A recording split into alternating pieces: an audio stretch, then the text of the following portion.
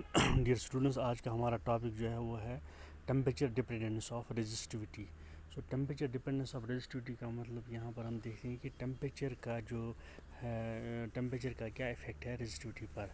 तो उसको समझने के लिए हमारे पास है, हम जो कंसिडर करेंगे इसमें 3 हमारे पास ये केसेस इसमें आप देखते हैं। हम पहला जो है हमारे पास वो है मेटलिक कंडक्टर्स का केस, दूसरा है दिस इंसुलेटर्स एंड सेमीकंडक्टर्स, और तीसरा है एलॉयज़ का। तो इन तीनों का हम देखेंगे कि किस तरह से इसका क्या इफ़ेक्ट पड़ता है टेम्परेचर का। सिंस जैसे कि हमें पता है लास्ट एक्सप्रेशन हमने आर जो है हमारे पास वो बराबर होता है R is equal to this M mass M divide by N E square tau into L upon A. और उसके साथ जो हमारे पास आर का जो एक्सप्रेशन है रेजिस्टिविटी का वो that's R is equal to rho L upon A. So इन दो को जब हम कंपेयर करते हैं तो हम देखते हैं कि जो हमारे पास रो रेजिस्टिविटी है that comes equal to M N E square into tau, tau is relaxation time. So यहाँ पर हम देखते हैं कि हमारे पास जो थर्ड एक्सप्रेशन है इससे हमें पता चलता है कि यहाँ पर जो रेजिस्टिविटी है वो डिपेंड करती है inversely proportional to the this relaxation time, because all other things जो यहाँ पर पैरामीटर्स है, मास है, दिस चार्ज ऑफ इलेक्ट्रॉन और जो है हमारे पास total charge N number of electron जो है वो सारे कांस्टेंट होने की वजह से जो हमारा रो है वो इनवर्सली प्रोपोर्शनल किसके साथ जाता है, रिलैक्सेशन टाइम। दैट मीन्स कि रेजिस्टिविटी डिक्रीज हो जाती है विद द रिलैक्सेशन। अगर रिलैक्सेशन टाइम बढ़ेगा तो रेजिस्टिविटी डिक्रीज हो जाएगी, या वाइसी वर्सा। इन केसेस का मतलब ये हो गया कि जब टेम्परेचर बढ़ेगा तो टेम्परेचर बढ़ने से क्या होगा कि जो फ्रीक्वेंट कोलिजन्स होंगे वो बढ़ना स्टार्ट हो जाएंगे between these atoms, positive ions के बीच में। तो उससे क्या होगा, जो रिलैक्सेशन टाइम है वो कम हो जाएगा, और रिलैक्सेशन टाइम जो कम हो जाएगा उसका मतलब हो गया कि रेजिस्टिविटी यहाँ पर बढ़ जाएगी। सो वही हम यहाँ पर देखते हैं कि अगर हम टेम्परेचर इंक्रीज़ करते हैं तो वाइब्रेशंस बढ़ेंगी, और उसी से जो फ्री इलेक्ट्रॉन्स है वो ज़्यादा कोलाइड करेंगे, मीन्स उनकी फ्रीक्वेंसी ज़्यादा होगी। तो उसी के अकॉर्डिंगली जो है रेजिस्टिविटी जो इन्वर्सली प्रोपोर्शनल हो रही है, तो रिलैक्सेशन टाइम कम होने की वजह से रेजिस्टिविटी बढ़ जाएगी।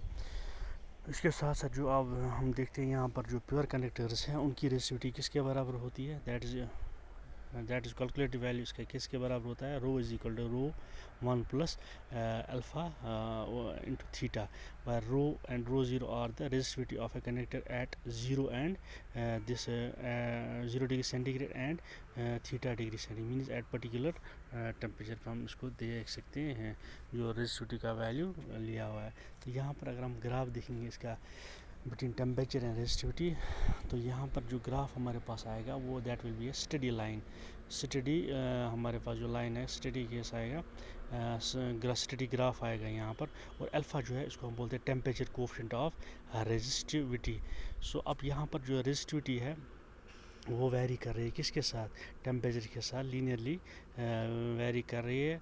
और हमारे पास जो लाइन है that will always come this study straight line. और यहाँ पर जो हम देखते हैं कि यहाँ पर इन केस अब अगर हम कॉपर का केस लेते हैं कहाँ पर, जब हमारे पास टेम्परेचर लो रेंज में होगा तो यहाँ पर उनकी जो रेजिस्टेंस है वो प्योर कनेक्टर की जो है वो इंक्रीज़ हो जाएगी, और यहाँ पर जो है प्योर कंडक्टर्स की higher increase at higher point, means जब हम टेम्परेचर राइज हो जाएगा ज़्यादा होगा तो जो रेजिस्टिविटी है वो कंडक्टर्स की बढ़ जाती है। तो यहाँ से हम यहाँ इसका जो है अल्फ़ा का वैल्यू भी हम जो हमारे पास आ जाता है जिसका टेम्परेचर कोएफिशिएंट रेजिस्टेंस का, वो उसका वैल्यू अगर हम इसको थोड़ा बहुत रीअरेंज करेंगे टर्म्स को आएगा बराबर R minus R zero into this theta. अगर हमारे पास सेकंड केस है, अब एलाइज का अगर हम लेते हैं तो वहाँ पर हम देखते हैं टेम्परेचर रेजिस्टेंस इस पर क्या इफ़ेक्ट पड़ता है। सो इन केस ऑफ एलाइज जैसे हमारे पास नाइक्रोम है, नाइक्रोम से एलाई वो चीज़ होता है जो दो या दो मेटल से ज़्यादा चीज़ों का इनका बना हुआ होता है। सो जैसे नाइक्रोम है, nichrome is an ally of निकल एंड क्रोमियम, या मैग्नीन है हमारे पास। सो वो कॉपर का बना होता है, निकल और आयरन का बना होता है। तो इसकी जो है आप देखोगे इसकी रेजिस्टेंस क्या है, वो उसकी 30 से 40% ज़्यादा होती है। किससे? कॉपर से। तो जब इसकी रेजिस्टिविटी ज़्यादा होगी, दैट मीन्स जो रेजिस्टिविटी ज़्यादा हो जाएगी तो इसकी जो टेम्परेचर कोएफिशिएंट है वो स्मॉल हो जाएगा।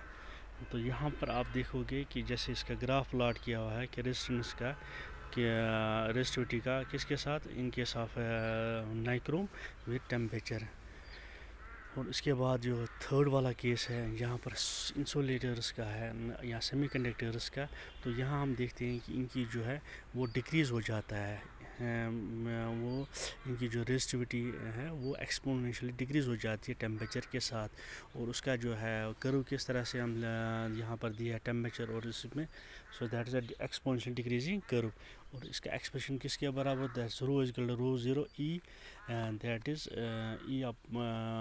E upon this Eg is the energy gap upon kT, where K is the Boltzmann's constant. So it is a derived relation of this resistivity in case of this temperature in case of semiconductors and this semiconductors and insulators. तो यहाँ पर आप देखोगे कि जो इसका जो है ये इनका जो है सेमीकंडक्टर्स की एनर्जी गैप है इसकी जो है वो बहुत कम होती है, दैट इज़ लेस देन 1।